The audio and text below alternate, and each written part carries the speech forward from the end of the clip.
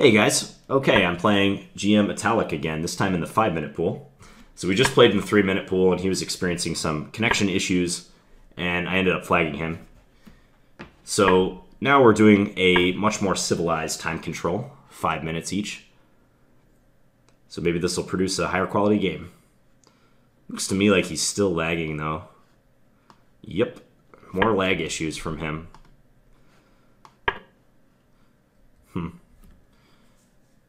So we got a Queen's Gambit decline. Oh, it's another Ragozin. I remember the name of this opening this time, guys. Let's take. And then go Bishop G5. I'll play the sharp move again, Bishop H4. Again, I don't know a lot of theory in this line, but, you know, it worked out reasonably well last time, so. Let's try to keep the train going. I think here I'm supposed to play Knight D2, actually. Is that a move? I think it is. Let's do it.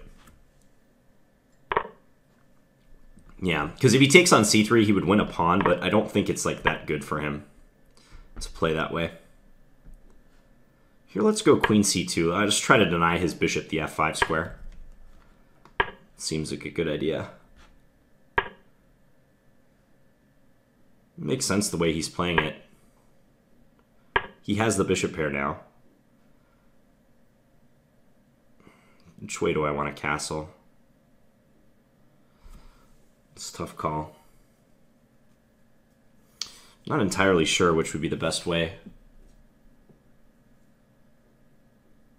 Let's castle queenside. I'm going to play a quick king b1 and try to hide my king. Because I think he's going to go queenside too, unless he keeps his king in the center.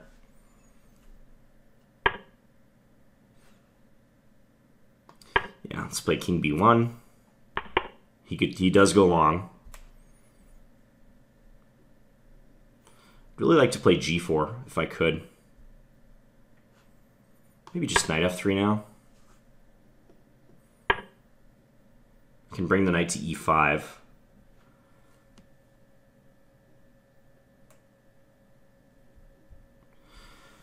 feel like bishop f5 would help me too. Let's play rook c1. I think my bishop stands a better chance of being useful on the c file than the d file at the moment. So now I might try to go bishop f5. Still though, I can't really do that because he can take on c3.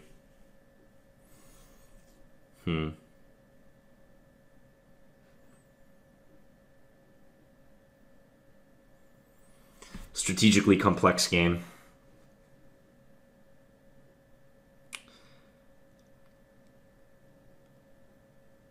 Knight d2, knight e2. Let's go knight a4. See if he'll trade with me. Knight c4 is annoying. Let's hide the king.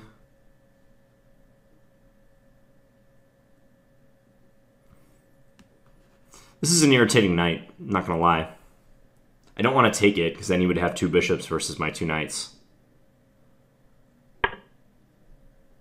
Vitalik is very experienced. Okay, maybe now bishop f5. Seems like a good time for it. Knight d6, yep, just drops it back. Let's go here. So he's going to stick the knight on e4. a3, yeah. a3 is probably okay. And the bishop d6, I may play knight e1, is what I'm thinking. It's kind of audacious, but this knight is poorly placed. I'd like to maneuver it, or trade it for the knight on e4. That would be good. Wow, he's going to sack. I was not really expecting that. I saw that he could try that, but I didn't think it was good.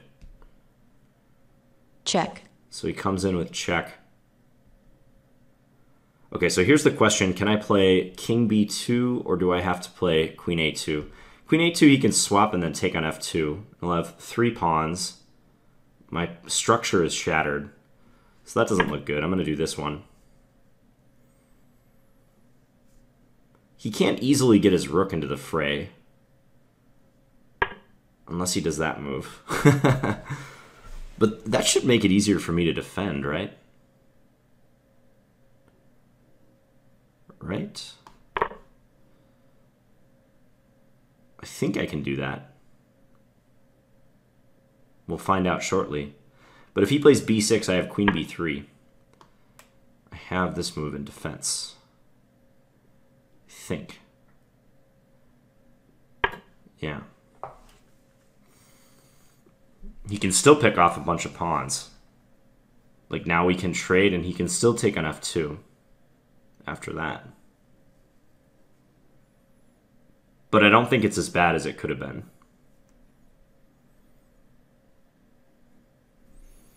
I do expect him to trade queens. I don't think he'll do anything else.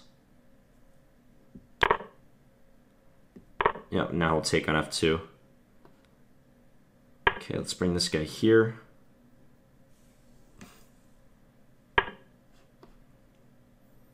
g4 seems like a good move.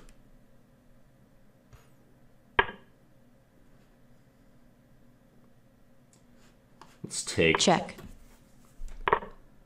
And then trade. And then undermine his knight. So I can get at this f6 pawn.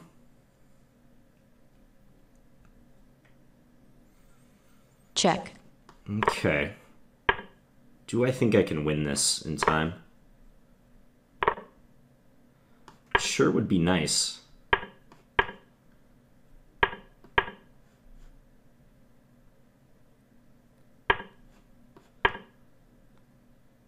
Going to bring my knight over to f4. It's defended on that square. And I'll also be hitting d5. I think I'm winning now. But technique will be required. Okay. Now I definitely think I'm winning. Let's just take that.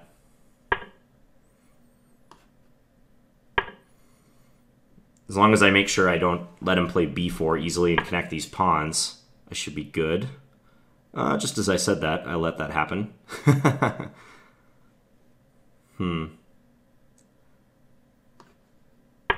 Okay, bring this over to defend.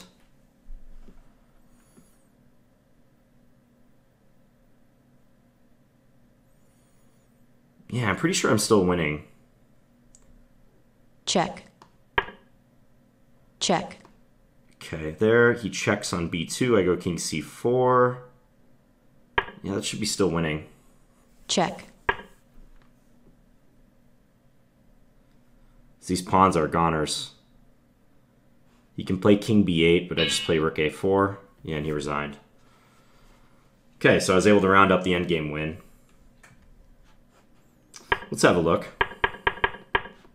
So Rogozin, I finally got it ingrained in my head. The Rogozin variation. So bishop h4. Ironically, I saw one of Chess Explained, Christoph's games, the other day, and he also had this position from the white side. And he played bishop takes f6, and he also commented that he doesn't really know too much about this line. So I don't know if this is just like a common gap in people's d4 knowledge. It's really, honestly, I think because the Rogozin is just not a very popular line. So I've never had any urge to study it in that much depth. I can't even recall when I faced this line OTB.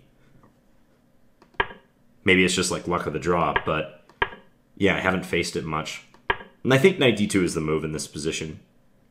Because if I defend with queen c2, bishop f5 could be annoying. And he's threatening knight takes g3. So knight d2, and if he takes twice on c3, like let's say something like this, I play rook c1. I have excellent play for the pawn. And if he gets greedy, I can win c7. And I'll play e3 and such. Again, I'll have great play. So he just nabs the bishop pair. All of these moves seemed pretty normal. It's possible I could develop in some more purposeful way. I think castling queenside is correct. I'm not sure about knight f3. I don't think this was a good plan in retrospect, because the knight was just misplaced on that square anyways. Computer says I should play a3 directly. Yeah, I need to come up with a good plan here. It's not easy with him having the bishop pair and not a lot of weaknesses. The h6 pawn is weak, so it seems normal to like double up somehow and attack down the h-file. But it's kind of a committal strategy to do that, and he can defend h6 so easily. So I'll need something better against this variation. I did not win this game because of the opening. So it seems pretty level this whole way. Him maneuvering the knight to e4 was good. He had a pretty nice time advantage too. a3, and I saw he could do this, but I kind of figured at the very least I could play queen a2 and we would have this endgame. But it's probably good I didn't go for this endgame, at least in this form. My pawns are loose. It just seems less coordinated. Also, I don't win his c6 pawn either compared to the game. So, yeah, he's just got a mass of pawns and very few weaknesses. Clear edge black, according to the engine. So I think it was crucial that I played king b1. Now it says his best move is this. Because if I play this, I bet c5 is good now. And now he won't lose the c-pawn. Yeah, so he probably should have flicked in the move queen b4 check. And see how that made me play. I don't know if I would have played king a1 or a2. If king a2... Yeah, he might be able to do this. Then again, why couldn't he do that after king a1 as well? Knight takes f2. Yeah, he can. Check. Yeah, this endgame, once we get a pair of knights off the board, is looking a little bit better for white compared to the previous version, where he retained his knight. But still, black should be doing fine. I'm guessing with c5 that he underestimated this knight takes c5 response. Because his whole idea with c5 is he's trying to lift the rook, I think. Like, if I take with the pawn, I believe the idea is rook c6 and try to come over here. And get my knight to budge so he can mate me down the a-file. But knight takes c5 is a timely defense. Or actually, moving the queen here is a timely defense, I should say. I played queen b3. Computer doesn't like that as much as queen a4. What is the difference? This is kind of what happened in the game, though. So what's wrong with queen b3? Check. It prefers this position with the knight on a4. Maybe because with the knight on a4 it can come to c3 later and attack d5. Whereas I could see this knight being misplaced. I guess that's not entirely surprising. g4. Maybe he should have played knight g4. That would hold f6 and also keep an eye on the e3 pawn and blockade my two doubled isolated pawns. Yeah, I think knight g4 is a better option. Check. Once I was able to undermine him, like so, then the position became good for me. Looks like I could have done that even earlier. The engine says that's such a strong idea, I should just do it right away. Check. Like take, and let's say he takes with the king. Now knight fd2. Still trying to get at that f6 pawn. Because if I don't create targets here and attack his pawn weaknesses, he's going to be able to cover everything if he gets a couple more tempos, like bringing his king to the center, for instance. And I might just be at the mercy of him slowly advancing his pawns. So I need to strike now while he's still a little uncoordinated. So g4. Check. Yeah, these exchanges occurred.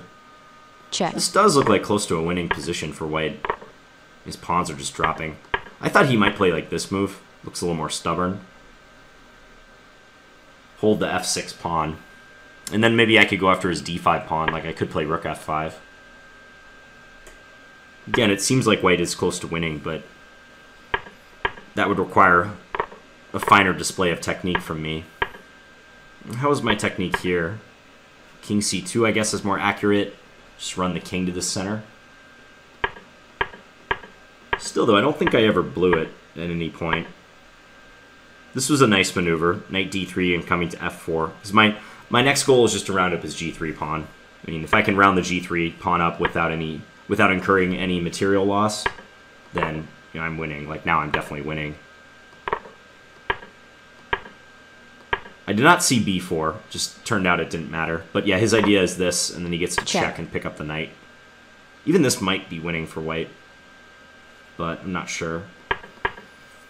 So check. No, looks like he just ran out of steam here. I'm gonna round up the pawns. Okay. Hope you guys enjoyed that Rogozin game. And please feel free to leave me any feedback in the comments. Hope you guys have a good Monday. See you later.